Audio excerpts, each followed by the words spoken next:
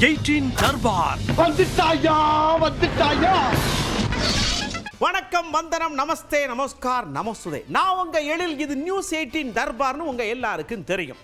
அதாவதுங்க, நம்ம டீம் ஆளு தேடி தேடி பூத கண்ணாடியை வச்சு பூந்து பார்த்து எல்லா விஷயத்தையும் எடுத்து கதம்ப மாதிரி கடன்னு வந்து கொடுக்க போறாரு. நான் அதை கோர்வையை எடுத்து உள்ள சொருகியிருக்கேன். வாங்க நிகழ்ச்சிக்குள்ள புசுக்குன்னு போவோம். சீனு அதாவதுங்க, நாம செம்ம சீன்மாக்குள்ள போகணும்னு நினைக்கும் பொழுதே பக்தி மனம் சும்மா கமழுது. என்னடா இதுன்னு போய் பார்த்தா திருவெண்காட்டுல ஒரே பாட்டுங்க, பக்தி பாட்டு. என்னடா சீர்காழியே சரசரன்னு வந்துட்டாரான்னு ஆச்சரியப்படுற அளவுக்கு இருந்துச்சுன்னா பார்த்துக்கோங்க. ஆனா ஒரு வித்தியாசம் நம்மளை ஆச்சரியப்பட வந்துச்சு. அங்க இருந்தது ஊர செருமனுக்காரங்க, வெளிநாட்டுக்காரங்க.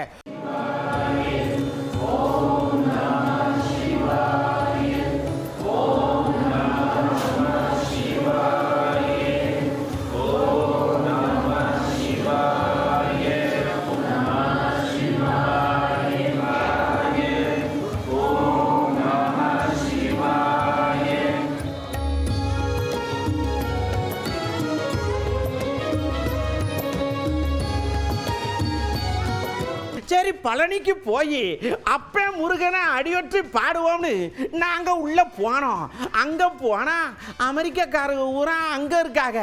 ஏயா என்ன ஆச்சு உங்களுக்குன்னு கேட்டா, முருக பெருமான மனமுருகி வேண்ட வந்திருக்கோம் ஐயா, நீங்க கொஞ்சம் ஒதுங்கிக்கோங்கன்னு நம்மளை தள்ளி விட்டாண்டா.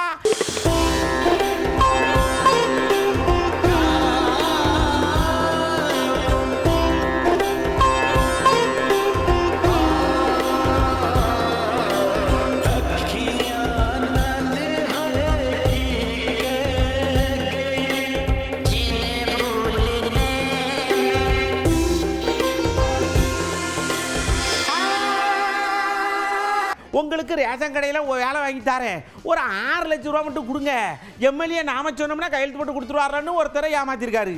அவர் 3 லட்சம் ரூபா அட்வான்ஸ் கொடுக்க, கடைசியில் பார்த்தா எம்எல்ஏவுக்கு இவரை யாருன்னே தெரியாது, இவருக்கு இவர் தானா எம்எல்ஏன்னு கூட தெரியாது. உங்களுக்கு அந்த அளவுக்கு இருந்திருக்கு. இதை ஒருத்தர் வீடியோ எடுத்து லவக்குன்னு போட்டாரு. இப்போ அவரு டிங் டிங் டிங், அவ்வளோதான். திங்கக்கிழமை ஒரு 3 வாரம் அதான் சொல்லலாமா கன்ஃபார்ம்ட்டாங்க. அப்புறம் அவங்க காலையிலே நாங்கள் போன யோசிச்சாரு, என்னமான வாங்கிட்டா பரவாயில்ல அப்படின்ற மாதிரி சொன்னாங்க. ஏன்னா அவங்க யோசிக்க கூடாது, நம்ம இல்லைன்னா அடுத்து வந்து வேக்கண்ட் இருக்கு. நல்லா நல்லா வேலையை வாங்கி அப்படி வேலை வாங்க முடியாத பட்சத்துல டக்குனு போய் எப்படி வெளியே என்ன பண்ணுறோம்.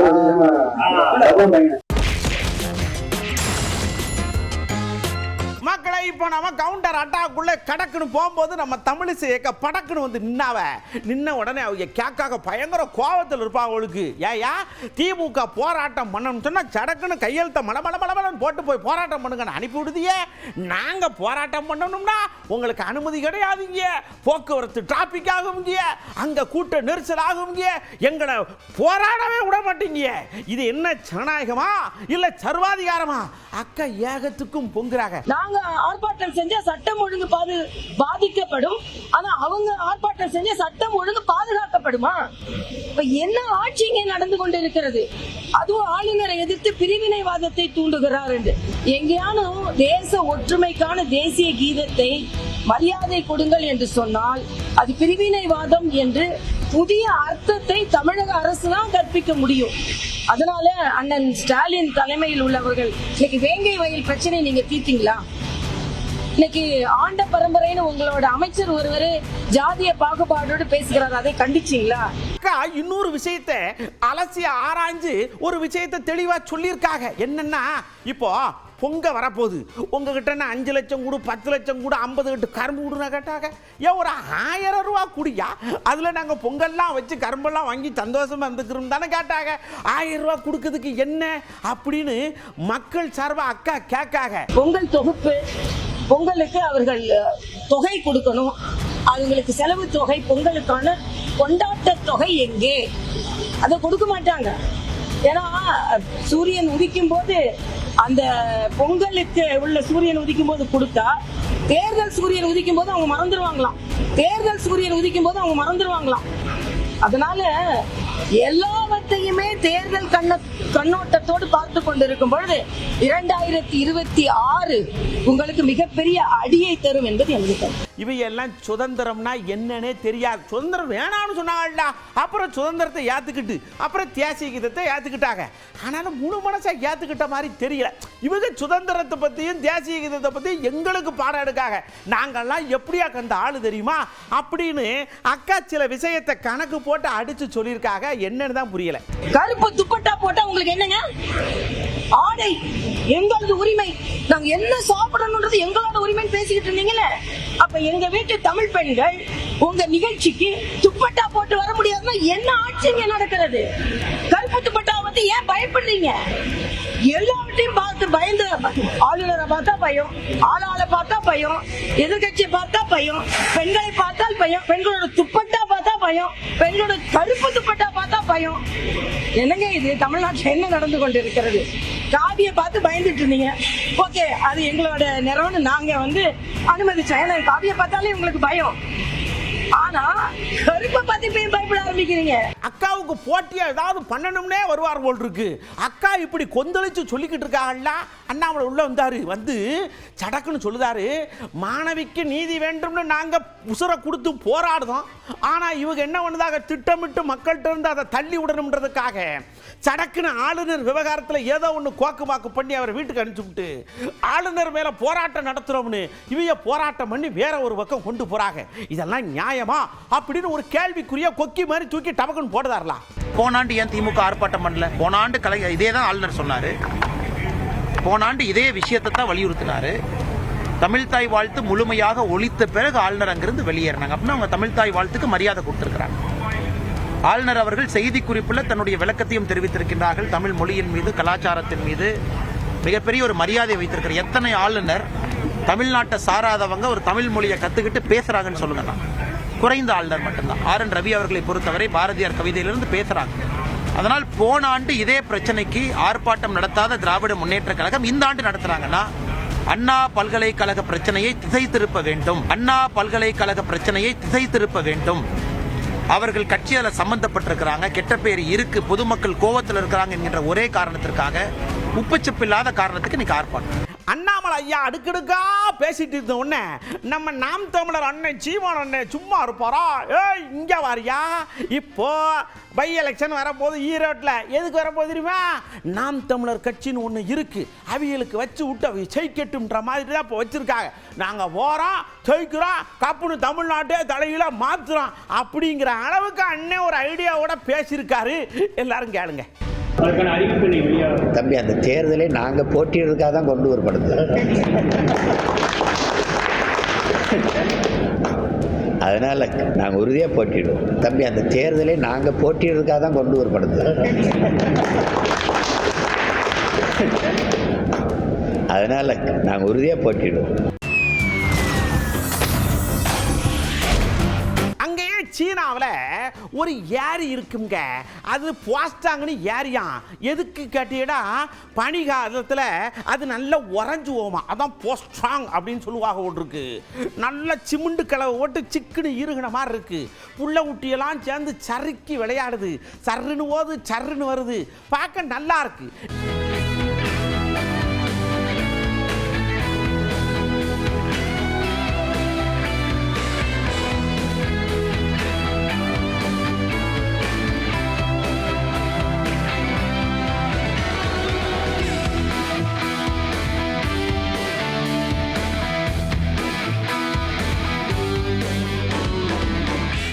இந்த நியூ ஒர்லியன்ற ஒரு இடம் இருக்குல்ல அமெரிக்காவில், அங்கே இந்த சமீபத்தில் கூட புத்தாண்டு அன்னைக்கு சடன்னு வண்டியை விட்டு கொண்டு விட்டாங்கடா, எல்லாரும் துக்கத்தில் இருப்பாங்க அப்படின்னு பார்த்தா என்ன விட்டாங்க, சடக்குன்னு பக்கெட் வைக்கிற தண்ணி ஊற்றி அந்த கரையை பூரா அழிச்சு விட்டு இங்கே ஒன்றும் நடக்கலப்பா அப்படின்ற மாதிரி பழையபடியும் கொண்டாட ஆரம்பிச்சு விட்டாங்க.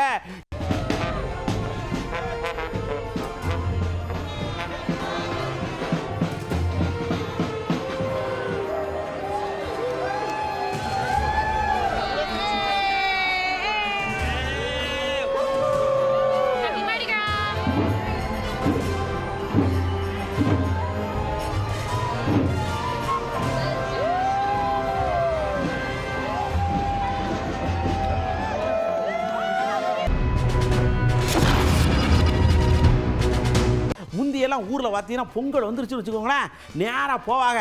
கரும்பு பானை அரிசி மஞ்சக்கிழங்கு அது இதுன்னு எடுத்து இந்த கல்யாணம் கட்டி கொடுத்துருப்பாள்டா அந்த பிள்ளை வீட்டில் அந்த சீரை இறக்கி ஏகத்துக்கும் கொண்டாடுவாங்க பார்த்துக்கிடுங்க. அந்த மாதிரி இன்னும் இப்போ இருக்கா அப்படின்னு நாம் கேட்டோம். கேட்டதுக்கு பதில் சொல்லணும்ல, சொல்லியிருக்காங்களே. எனக்கு ரொம்ப சந்தோஷமா இருக்கு எங்கள் வீட்டிலேருந்து வருஷம் வரும்னு. இப்போ கூட பொங்கல் வருது, எங்கள் அப்பா அம்மாலாம் எப்போ வருவாங்கன்னு ரொம்ப சந்தோஷமா எதிர்பார்த்துக்கிட்டு இருக்கேன். அதில் எங்களுக்கு வருஷம் கொடுக்கும், பிள்ளைகளுக்கு கொடுக்கறதுல ரொம்ப சந்தோஷம், ரொம்ப சந்தோஷமா இருக்கு. எங்கள் அம்மா அப்பாவிலேருந்து இத்தனை வருஷம் 30 வருஷ காலமாக பொங்கப்பிடி வந்துக்கிட்டு இருக்கு. தொடர்ந்து எங்கள் பிள்ளைங்களுக்கும் அதை சொல்லிக் கொடுக்கணும், அவங்களும் அதை மாதிரி நாளைக்கு பண்ணணும் அப்படிங்கிறதுல கண்டிப்பாக பொங்கப்பிடி கொடுத்தே ஆகணுங்கிறது திருநெல்வேலி சைடு இன்னும் கடைபிடிச்சிக்கிட்டு இருக்காங்க. உறவு விட்டு போகணுங்கிறதுக்காக பெண்கள் இந்த மாதிரி விசேஷ நாட்களை கூப்பிட்டு பேரம்பேத்தியோட மகிழ்ச்சியா பொங்கல் விழா கொண்டாடுறது வழக்கம். இது என்ன ஒரு அழகு இருக்குன்னா, ஒரு கிராமத்தில் இந்த கலாச்சாரம் இருக்கு. ஆனால் ஒரு சில பேர் என்ன செய்யிருக்காங்க, கால மாற்றத்தினால இந்த ஃபோன்பே ஜிபே மாதிரி காசு அனுப்பி விட்டுறாங்க. தீபாவளி பண்டிகைக்கு அம்மா வீட்டிலேருந்து சீர்வரிசை கொடுப்பாங்க. சீர்வரிசைங்கிறது அந்த காலத்தில் ரொம்ப பயங்கரமாக நிறைய இருந்தது. ஆனால் இப்போ பார்த்தீங்கன்னா சீர்வரிசைங்கிறது வர வர ரொம்ப கம்மியாயிட்டே வருது. ஒரு சிலர் அவங்க வசதியை பொறுத்து இதை கொடுக்குறவங்களும் இருக்காங்க. பண்டிகை நாட்கள் சீர்வரிசை எதுவுமே இல்லை. கல்யாணம் முடிச்சு கொடுத்தா மட்டும் பொண்ணுங்களுக்கு மட்டும் சீர்வரிசை கல்யாணம் கட்டலு இதெல்லாம் கொடுப்பாங்க. ஒரு பொண்ணுன்னா அதெல்லாம் செஞ்சுருவாங்க. 1 or 2 more பேபிஸ் இருக்கும்போது அது கஷ்டம் தானே சார் அங்கே செய்யறதுக்கு. இந்த காலத்தில் அம்மா பிள்ளைங்களை பார்க்க வர்றதுக்காக சீர்வரிசை கொண்டு வருவாங்க. இப்போ வீடியோ கால் அட்டன் பண்ணி அப்பப்போ பேசிக்கிறனால சீர்வரிசை பழக்கமே கிடையாது. நேருக்கு நேரம் முகம் பார்த்து பேசுகிற கலாச்சாரத்துக்காக தான் அது ஏற்பட்டது. ஆனால் இன்றைக்கி நவீன மீடியாக்கள் ஸ்டைலாக மாறுறதுனால அந்த கலாச்சாரம் குறைஞ்சிட்டு வர்றதை கொஞ்சம் வருத்தமாக தான் அதை பதிவு பண்ண வேண்டியிருக்கு. ஆனாலும் விடக்கூடாது. நம்ம எல்லாரும் அந்த பாரம்பரியமான விஷயத்தை கையில் எடுத்தால் தான் உறவுகள் புதுக்கி போய்விடும், மன மகிழ்ச்சி கிடைக்கும், ஒரு நிம்மதியான வாழ்க்கை முறைக்கு எல்லாரும் போக முடியும். அடுத்து நாம உசார் ஐயா உசாருக்குள்ள ஒரு போறோம். ஏன்னா உசார் எங்கெங்கெல்லாம் இருக்கணுங்கிறதுக்கு ஒரு விஷயம் இருக்கு இல்லையா, அதை நம்ம அஜித்திட்ட இருந்து கத்துக்கிறோங்கிறது இன்னொரு விஷயம். பாருங்க, துபாயில் கார் பந்தயத்தில் கலந்துருக்கிறதுக்காக போயிருக்கார். பயிற்சி எடுத்துட்டு இருக்கும்போது கார் கொஞ்சம் இது ஐஸ் கிளிட் ஆகி மோதிருச்சு. ஆனால் மனுஷன் அடி இல்லாமல் இறங்கி வந்துட்டார்லாம்.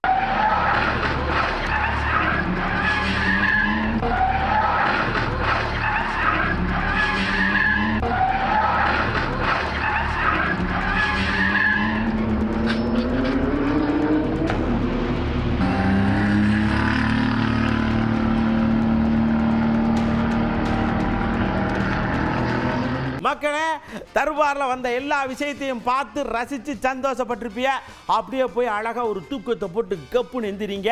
ஆனால் ஒரு முக்கியமான விஷயமுங்க, எந்த ஒரு விஷயத்தையும் நாம் சிறப்பாக ஆரம்பிக்கணும்னா முதல் நாள், அதாவது தூங்க போகிறப்ப மனசை ரொம்ப ரிலாக்ஸாக வச்சுட்டு போகணும்.